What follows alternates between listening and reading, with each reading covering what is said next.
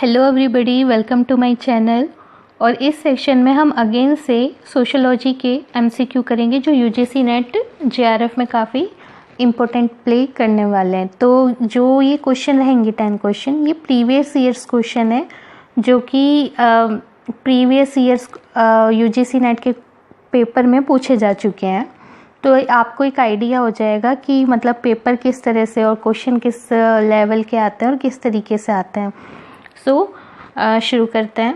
तो first question, Durkheim most important methodological contribution was his a functional analysis, b study of normative behaviour, c structural formulation, d conjecture and guess. तो इसका answer है functional analysis. तो Durkheim ने functional analysis के through अपने जो facts थे sociology और सोसाइटी के बारे में वो प्रूव करे थे। और ये जो मेथड है ये मेथोलॉजिकल कंट्रीब्यूशन में उनका आता है, क्योंकि जो मेथोलॉजी है किस तरीके से हम चीज़ों को फैक्ट चेक करें, तो वो इसी का ही एक टूल है। And the second question, which one is the most important concept in the theory of socialisation held by Emile Durkheim, a role performing, b imagining the other, c collective consciousness, d division of labour. तो इसका answer है c collective consciousness. तो Emile Durkheim के according most important जो concept है theory of socialisation में है collective consciousness, यानी कि जब एक ग्रुप होता है तो उसका जो बिलीव होता है और वो आपस में एक दूसरे के जो बिलीव को कलेक्टिव जब मानते हैं तो वो उनकी कलेक्टिव कॉन्शियसनेस बन जाता है। जैसे कि रिलीजन की एक कॉन्शियसनेस हो जाती है, जो ग्रुप होते हैं रिलीजन में वो उसमें ज़्यादा बिलीव करते हैं पर्टिकुलर थिंग की कि दुनिया कैसे काम करती है, सोसाइटी में क्या करना चाहिए, क्या राइट है, क्या मोरल है, क्या इमोरल है। तो उसी को ये कलेक्टिव कॉन्शियसनेस कहा गया है। Third question, according to Marx, when people become aware of their conflicting relation with other class, then it result into a class in itself, B division of labor, C class for itself, D development of leadership।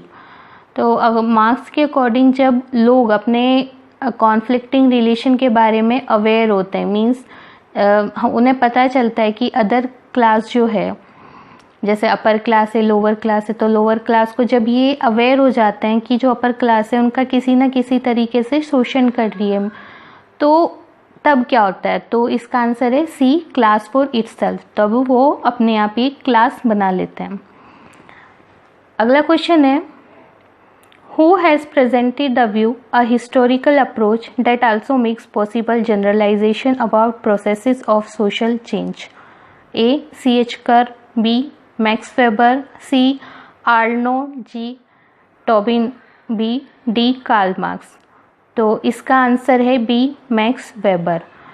तो Max Weber ने एक अपना view present करा था कि जो historical approach है, ठीक है ना, सोशल चेंज का, वो क्या करता है, जनरलाइजेशन को इजी कर देता है। यानी कि जब हम चीज़ों को हिस्ट्री के अकॉर्डिंग, हिस्ट्री की व्यू से चीज़ों को देखते हैं तो हमें चीज़ें और आसानी से समझ में आती हैं।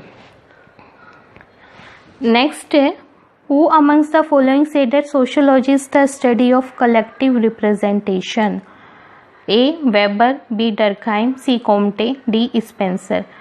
यानी कि इनमें से किसके अकॉर्डिंग सोशियोलॉजी कलेक्टिव रिप्रेजेंटेशन की स्टडी है, तो वो है एमिल डर्कहाइम। एमिल डर्कहाइम का ये स्ट्रॉन्ग बिलीव था, उनका ये मानना था कि जब हम जो कलेक्टिव बिहेवियर करते हैं, कलेक्टिव हमारे जो थॉट होते हैं वो ही मतलब एक तरह से सोसाइटी का एक तरीके से बिहेवियर होता है, सोसाइटी उसी अकॉर्डिंग रिएक्ट करती है। तो सोशियोलॉजी क्या है, सोशियोलॉजी स्टडी है सोसाइटी की, और सोसाइटी क्या है, कलेक्टिव रिप्रेजेंटेशन है, इसलिए sociology study of collective representation. अगला क्वेश्चन है, who among the following is the author of mind, self and society, A Talcott Parson, B Margaret Mead, C George H Mint, D Gardner Murphy. तो इसका answer है सी George H mint. तो ये author हैं mind, self and society के। अगला question है, Who among the following has identified sociology as the systematic study of collective representation?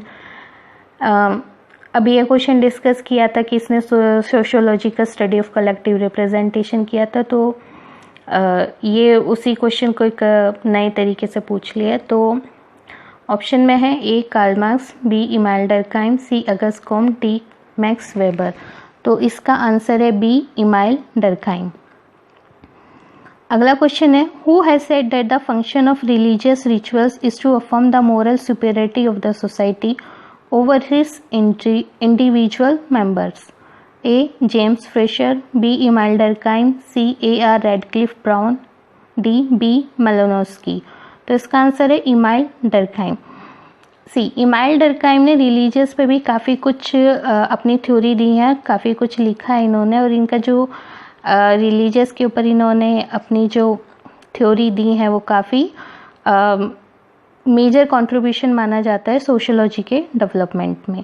तो इनके अकॉर्डिंग जो फंक्शन है रिलीजियस रिचुअल्स का, वो क्या करता है कि जो इंडिविजुअल्स मेंबर्स होते हैं सोसाइटी में, आप में हम सब अलग अलग लोगों की अलग अलग सोच होती है। मीन्स अगर 5 लोग एक साथ बैठ जाएं तो किसी एक इशू पे किसी की राय सेम नहीं होगी, हर कोई किसी न किसी पॉइंट पे डिफ़र करेगा। तो ठीक इसी तरीके से क्या है कि जो रिलीजियस रिचुअल्स होती हैं तो एक तरीके से कंट्रोल करने की एक तरीका होता है, तो वही इमानुएल डर्कहाइम ने इसमें अपने व्यू पॉइंट को उन्होंने रखा था।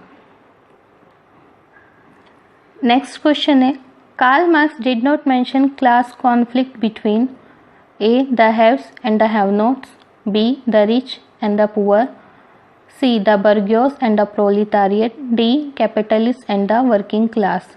तो इसका आंसर है C the bourgeois and the proletariat. तो कार्ल मार्क्स ने काफ़ी कुछ लिखा है और बताया क्लास कॉन्फ्लिक्ट के बारे में। तो जो क्लास कॉन्फ्लिक्ट है, यानी कि हिस्ट्री में जितने भी स्ट्रगल रहे हैं क्लास कॉन्फ्लिक्ट के रहे हैं कि हैव एंड हैव नॉट्स के बीच में, रिच और पुअर के बीच में, तो इनमें से किसके बारे में नहीं कहा? The bourgeois and the proletariat. And the next question is, who has written the book Class and Class Conflict in Industrial Society? A. Karl Marx, B. Ralph Dahrendorf, C. Max Weber, D. R.K. Martin। So इसका answer है Ralph डेहेंड्रॉफ, और इन्होंने ये book लिखी है class and class conflict in industrial society. So I hope आपको ये question कुछ समझ में आए होंगे और आप अपनी प्रैक्टिस भी जारी रखे होंगे अगर आप यूजीसी नेट का पेपर दे रहे हो। So I hope you like this lecture. तो मेरे लेक्चर को लाइक करना, शेयर करना और मेरे चैनल को सब्सक्राइब करना।